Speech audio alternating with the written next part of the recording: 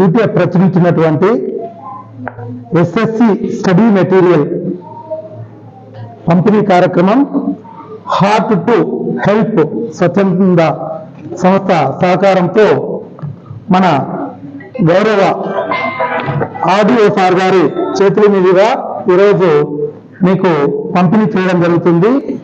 విద్యార్థుల శ్రేయస్సు కోసమనేసి ఈ పుస్తకాలను యూటీఎఫ్ లో పనిచేసేటటువంటి దాదాపుగా 20 సంవత్సరాల అనుభవం ఉన్న ఉపాధ్యాయులు ఈ పుస్తకాన్ని తయారు చేయడం జరిగింది. ఈ పుస్తకాన్ని యూటీఎఫ్ సంఘంగా పంపిణీ చేస్తున్నాం. ఈ సంవత్సరం మీకు H2H హార్ట్ టు హెల్ప్ సంస్థ చారిటబుల్ నిర్వాహకులు మూడే రవి నాయక్ గారు, వారి సతీమణి లక్ష్మీదేవి మేడం గారు, వారి మెంబర్ పురుషోత్తం గారు, వారి ఆధ్వర్యంలో కదిరి మండలంలోని అన్ని ఉన్నత పాఠశాలల్లో చదువుతున్న 10వ తరగతి విద్యార్థులకు ఈ పుస్తకాన్ని పంపిణీ చేస్తున్నాం. గౌరవనీయులు ఆడియో గారికి, మీకు ఈ పుస్తకాలు డొనేట్ చేస్తున్నటువంటి H2H సంస్థ నిర్వాహకులు మూడే రవి నాయక్ గారికి, మా ఎంఈఓ గారికి, ముఖ్యంగా యూటీఎఫ్ తరఫున ఈ బృహత్తర కార్యక్రమానికి శ్రీకారం చుట్టిన మన కదిరి యూటీఎఫ్ తరఫున జిల్లా ట్రెజరర్ శ్రీనివాసన్ సార్ గారికి, కార్యక్రమానికి చేసినందుకు నమస్కారం. 10వ తరగతి అనేది ప్రతి విద్యార్థి యొక్క జీవితంలో ఒక మలుపు. మన యూటీఎఫ్ సంఘం తరఫున మినిమం మార్కుల్లో కూడా కొద్దిగా వెనకబడే పిల్లలు ఉంటారు చూడండి, వాళ్ళు కూడా సులభంగా చదివి అర్థం చేసుకునేటట్లుగా క్వశ్చన్ పేపర్లు తయారు చేసి ఇస్తే మినిమం మార్క్ అంటే 30, 32, 34 మార్కుల్లో కూడా చేసుకొని దగ్గరగా ఫెయిల్ అయ్యే పిల్లలు కూడా ఉంటారు. వాళ్ళకు కూడా భయం లేకుండా ఉండాలంటే మన రవి నాయక్ గారి నుండి మన కదిరి రూరల్ మండలానికి అందరికీ కూడా ఈ బుక్స్ అనేటివి సప్లై చేయడం జరుగుతుంది. రవి నాయక్ నాకు ఈ రోజు నుండి కాదు, గత 10 సంవత్సరాల నుండి కూడా బాగా పరిచయం ఉన్నటువంటి వ్యక్తి. రూరల్ మండలంలో అప్పుడు పిల్లలకి ఇన్సూరెన్స్ చేస్తుంటే బాల బీమా తరఫున ఎంతైతే డబ్బులు కట్టాలనో అంతా కడతాండే పిల్లలకి అందరికీ కూడా. ఒక 2 రూపాయలు కట్టాలి. అప్పుడు తర్వాత 5 రూపాయలు చేసినా, ఇట్లా 2 రూపాయల దగ్గర నుండి కట్టినాడు, 5 రూపాయల దగ్గర కట్టినాడు. ఇప్పుడు బాల బీమా స్టాప్ చేసినారు. అదే టైంలోనే 10వ తరగతి పిల్లలకి అందరికీ కూడా పరీక్ష ఫీజు కడుతుండే. స్కూల్ ఏరియాలో కట్టాల్సిన స్టూడెంట్స్ కాబట్టి అటువంటి స్కూల్ ఏరియాస్ లో మన రవి నాయక్ గారు ఫీజు అంతా కడుతున్నాడు. అన్ని స్కూల్కు, బ్రాహ్మణపల్లికి, కేఎన్పాలెంకు, పట్నము, ఇంకా కొన్ని గర్ల్స్ స్కూల్కి అన్నిటికీ కూడా ఫీజులు కడుతున్నాడు. చాలాసార్లు కట్టినారు. అది ఈసారి ఈ బుక్స్ కూడా మా పిల్లలకి నేనే డొనేట్ చేస్తాను అని ముందుకు రావడం, దీనికి అయినటువంటి ఖర్చునంతటిని కూడా ఆయన భరించి ఈ బుక్స్ మీకు డొనేట్ చేసేదానికి ముందుకు వచ్చేందుకు ప్రత్యేకంగా రవిరాయ్ గారికి ధన్యవాదాలు తెలియజేసుకున్నాం మా విద్యాశాఖ తరఫున. మరి ఆయన ఒక స్వచ్ఛంద సంస్థను ఏర్పాటు చేసుకొని ఎక్కడ హైదరాబాద్లో ఉన్నా కూడా మన ప్రాంతాన్ని మర్చిపోకుండా ఇక్కడ ఉన్నటువంటి పేద పిల్లలు చదువుకుంటేనే వాళ్ళ యొక్క జీవితాలకు మార్పు వస్తుంది, చదువుకు మించినటువంటి ఆయన ఇంకేది లేదని ఆయన అర్థం చేసుకున్నాడు. కాబట్టి మీ అందరి సహాయ సహకారం అందిస్తున్నారు. ఈ పుస్తకాలు అందించడం, ఫీజు కట్టడం ఇట్లాంటివన్నీ చేస్తూ వారికి ప్రత్యేక ధన్యవాదాలు తెలియజేసుకుంటున్నాం. గౌరవ పెద్దలు ఆర్డీఓ సార్ గారికి, అలాగే ఎంఈఓ చెన్నకృష్ణ సార్కి, అలాగే ఓబుల్ సార్కి, అలాగే శ్రీనివాస్ సార్ గారికి, రమేష్ గారికి, అలాగే మేనేజింగ్ ట్రస్టీ లక్ష్మీదేవి గారికి, ప్రధాన కార్యదర్శి పురుషోత్తం గారికి ప్రత్యేక ధన్యవాదాలు. సో ఈరోజు heart to help charitable trust ఆధ్వర్యంలో కదిరి మండల పరిధిలో ఉన్న దాదాపు 10 గవర్నమెంట్ స్కూల్స్, జెడ్పీహెచ్ఎస్ కానీ, ఇట్లా గురుకులం కానీ అన్ని స్కూళ్ళకి ఈరోజు ఈ మోడల్ పేపర్ అనేది డిస్ట్రిబ్యూషన్ చేయడానికి ఒక కార్యక్రమాన్ని మనం ఏర్పాటు చేయడం జరిగింది. దాతలు అనమాట, ఈ దాతల యొక్క సహకారంతోనే పూర్తి స్థాయిలో ఈ ట్రస్ట్ అనేది సేవా కార్యక్రమాలు నిర్వహిస్తూ వెళ్తున్నాము. అందులో భాగంగానే ఇప్పుడు సార్ అన్నట్లు మేము ప్రతి స్కూల్కి ఎగ్జామ్ కిట్ కట్టాను. కానీ ఎగ్జామ్ కిట్ సార్ కూడా లాస్ట్ టైం గురుకుల గర్ల్స్ లో ఎగ్జామ్ కిట్ సార్ చేతుల మీదగానే అందించాం లాస్ట్ ఇయర్ కూడా. అవును సార్, అవును ఇచ్చారు. ఈ బుక్స్ మన ఎమ్మెల్యే గారికి అందుకుంటే సార్తో బుక్స్ అందించాం.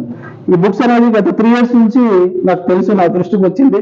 అప్పటి నుంచి ఈ కదిరి మండల్ రూరల్ కొన్ని గురుకుల స్కూల్ కూడా అందిస్తున్నాం. దీనికి కారకులు ఎలక్ట్రిసిటీ డిపార్ట్మెంట్ లో ఉన్న ఏడీ ఎల్ శ్రీనివాస్ గారు విద్యుత్ శాఖలో వర్క్ చేస్తున్నారు.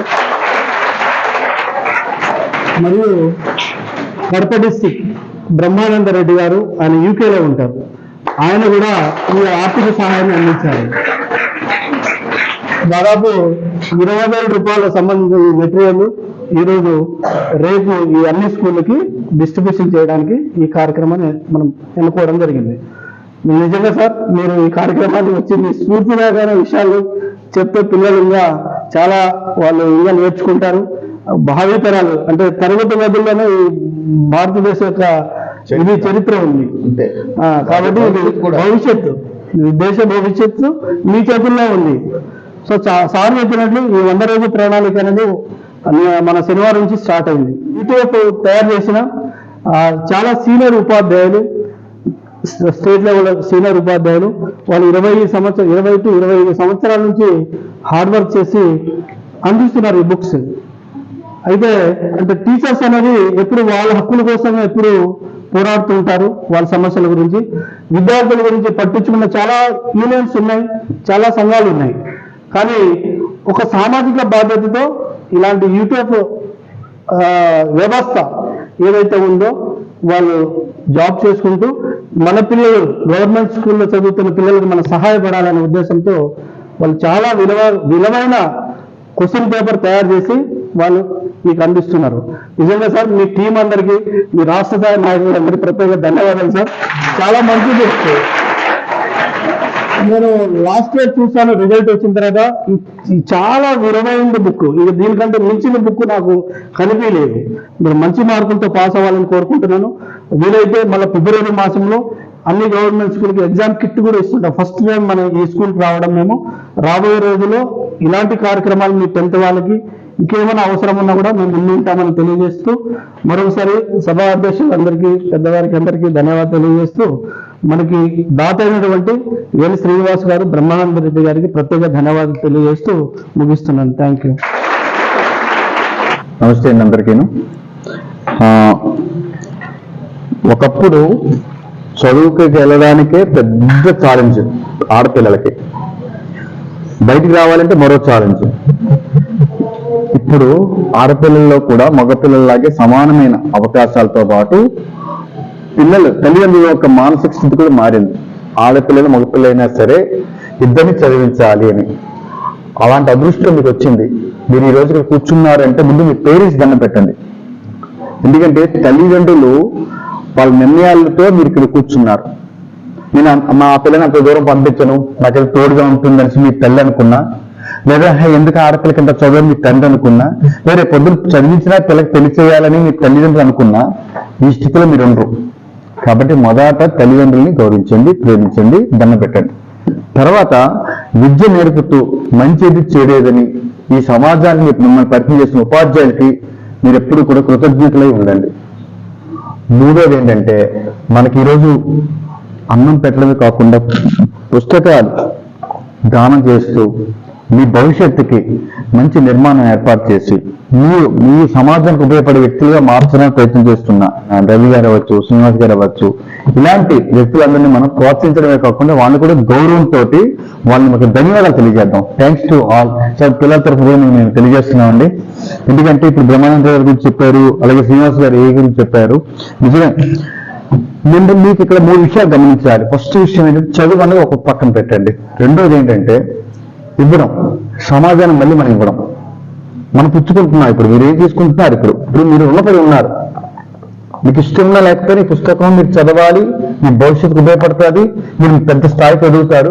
మళ్ళీ మీరు సమాజానికి మళ్ళీ మీలాగే చదువుతున్న పిల్లల దగ్గరికి వెళ్ళి మీ స్కూల్కి ఎక్కడైతే మీరు చదువుకున్నారో ఆ ఏరియా అవ్వచ్చు, లేదా మీరు ఎక్కడైతే ఉద్యోగం చేస్తున్నారో ఆ ఏరియా అవ్వచ్చు, లేదా మీకు ఎక్కడైతే అనాథ పిల్లల్లా అనిపించి ఎక్కడైతే పిల్లలు చదువుకునే స్థితిలో ఉండి పేదరికాలు అనుభవిస్తున్నారో అలాంటి కుటుంబాలకు మీరు సహాయ స్థితికి మీరు సమాజం అంటే ఎవరు మళ్ళీ ఆ పిల్లలకి మీరు మళ్ళీ భవిష్యత్తులోని మీ యొక్క సహాయం అవసరం ఉంటుంది. అన్ని విషయాలు ఫ్రెండ్స్కి చెప్పాలని రూల్ లేదు. పుస్తకం ఈజ్ ద బెస్ట్ ఫ్రెండ్. ఈ బుక్ రాసుకోండి మీ కోరికలు. బుక్లో రాసుకో మీ ఆలోచనలు, బుక్లో రాసుకో మీ అభిప్రాయాలు. బుక్ రేపు పొద్దున్న మిమ్మల్ని గైడ్ చేస్తారు. అందుకే చాలా మంది ఆత్మకథ రాసుకుంటారు. అర్థం ఏంటంటే వాళ్ళందరికీ చెప్పలేక కాదు, పుస్తక రూపంలో వాళ్ళు వ్యక్తీకరిస్తారు వాళ్ళ భావాలని, వాళ్ళ ఆలోచనల్ని. అలాగే మీ యొక్క భావాలు, ఆలోచనల్ని పుస్తకంలో పెట్టుకోండి. మీరు కూడా గర్వంగా నా కూతురు అక్కడికి వెళ్ళి నాకు ఫస్ట్ క్లాస్ తీసుకొచ్చింది అనేసి ఒక సర్టిఫికేట్ మీ అమ్మకి ఇవ్వండి, మీ నాన్నకి ఇవ్వండి. అమ్మా నువ్వు నన్ను పంపించావు, దానికి ప్రతిఫలంగా ఫస్ట్ క్లాస్ సర్టిఫికేట్ తెచ్చాను 10th క్లాస్లో, ఇదో మీకు ఇది అంకితం ఇస్తున్నాను, దండం పెట్టండి. ఆ రోజు వాళ్ళ కళ్ళల్లో మెరుపులు చూడండి. మీరు జీవితంలో ఎప్పుడు ఇవ్వలేరు. అప్పటి నుండి కూడా మీ మాట మీ తల్లి వింటారు, మీ అమ్మ నాన్న వింటారు. ఎందుకు? మీరు వాళ్ళ గౌరవాన్ని, వాళ్ళ మాటని నిలబెట్టారు. మీరు ఏ ఉద్దేశంతో వాళ్ళకి ఇక్కడ పంపించారో దాన్ని నిలబెట్టడమే కాకుండా సాధించి చూపించారు. అప్పుడు వాళ్ళకి మీ మీద నమ్మకం కలుగుతుంది. ఎప్పుడైతే మీ మీద నమ్మకం కలిగిందో మీరు ఎవరేం చెప్పినా సరే వాళ్ళు నమ్మరు. నా కూతురు నాకు తెలుసు, మాట్లాడుకో అంటారు.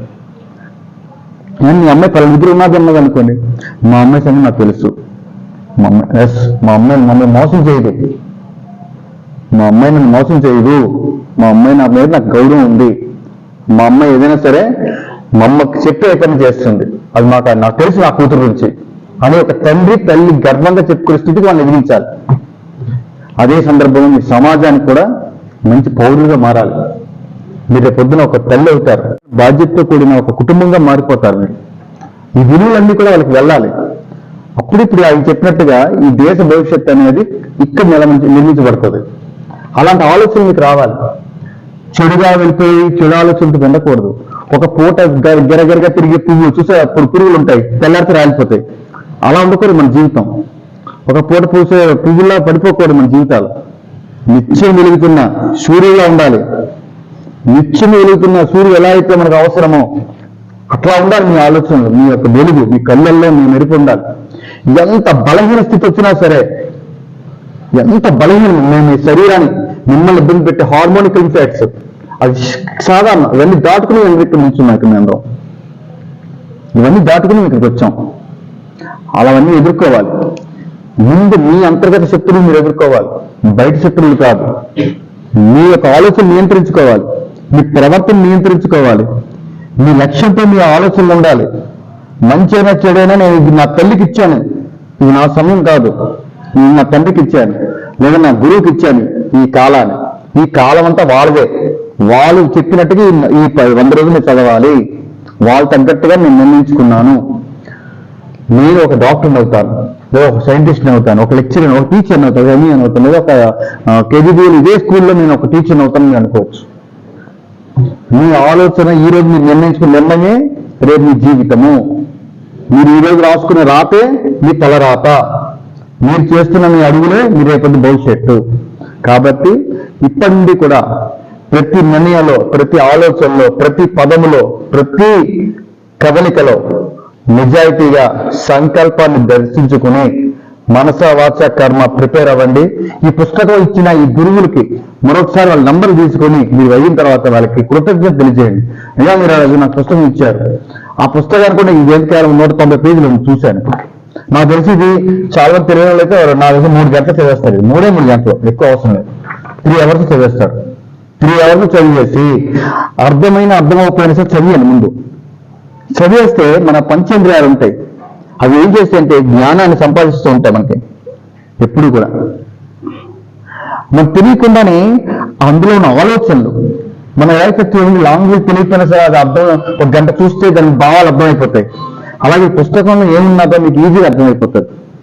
అలా ఒక 4 సార్లు చదవండి, మీ ఆటోమేటిక్ సింక్ అవుతారు ఆ పుస్తకంతో. ఈ పుస్తకం నీకు ఫ్రెండ్ అయిపోతుంది.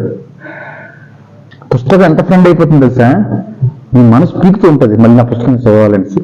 అమ్మ నా టైం అయిపోతుంది, నేను చదువుకోవాలి, అమ్మ నా టైం అయిపోతుంది, నేను ప్రిపేర్ అవ్వాలి అనే ఆలోచన మీకు వస్తుంది. అలా రావాలంటే మీరు క్రమశిక్షణ అలవాటు చేసుకోవాలి, టైం టేబుల్ పెట్టుకోవాలి.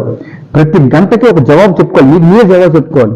పడుకునే ముందు ఈరోజు నేనే నేర్చుకున్నాను, ఇవాళ నేను ఉపయోగపడలేదు, ఈరోజు నేను వృధా చేశాను ఏదైనా సమయాన్ని, నేను ఏదైనా తప్పుగా ప్రవర్తించానా, తప్పు ఆలోచనతో ఎక్కడైనా ఉన్నానా అని మీకు మీరే ఆత్మ శోధన చేసుకోవాలి, సెల్ఫ్ ఎవాల్యుయేట్ చేసుకోవాలి. మిమ్మల్ని కళ్ళు, మీ ప్రవర్తన ఎదురువారికి జవాబులో కనబడాలి. అమ్మాయి చాలా గొప్ప బాబు, అమ్మాయి గొప్ప స్ట్రిక్ట్ రా బాబు అన్నట్టు ఉండాలి. ఆ పిల్ల వెరీ లూజ్ రా బాబు. 30 సార్లు మనం అలా మంచి డ్రెస్ వేసుకుని బైక్ మీద వెళ్ళాలి సార్ వెంట పడిపోతుంది పిల్ల అన్నట్టు ఉండకూడదు. ఆడదంటే ఒక శక్తి.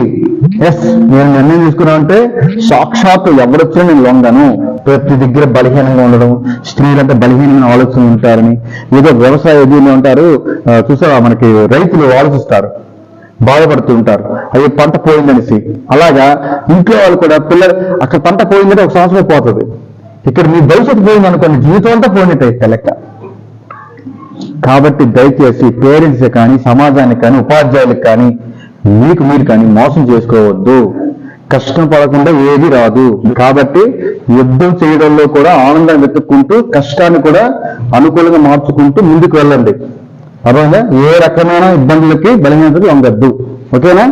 Thank you to all. Okay. Every year మనకు యూటీఎఫ్ నుండి సీనా సార్ బుక్స్ ఇస్తారు మనకు. సో ఆ బుక్స్ లో చాలా వరకు 85% కంటే ఇంకా ఎక్కువ దాంట్లోనే వస్తున్నాయి మనకు.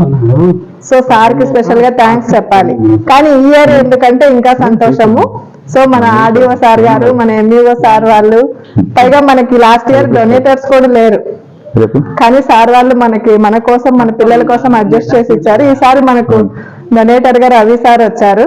సో వీళ్ళందరూ మన పాఠశాలకు వచ్చి మన కోసం ఇంత టైం కేటాయించి మనకు చాలా విలువైన మాటలు చెప్పి, సో మన ఫ్యూచర్ గురించి అయితేనేమి, మన గోల్స్ గురించి అయితేనేమి, ఇన్ని విషయాలు మనతో చెప్పి మనకి బుక్స్ ఇచ్చి మన మంచి కోరుకుంటున్నారంటే మనం అందరము మనస్ఫూర్తిగా సార్ వాళ్ళందరికీ ధన్యవాదాలు తెలియజేస్తున్నాం సార్. మా పిల్లలందరి తరఫున మీ అందరికీ సార్ అన్నట్టు అన్ని సౌకర్యాలు ఇస్తున్నాం మనం.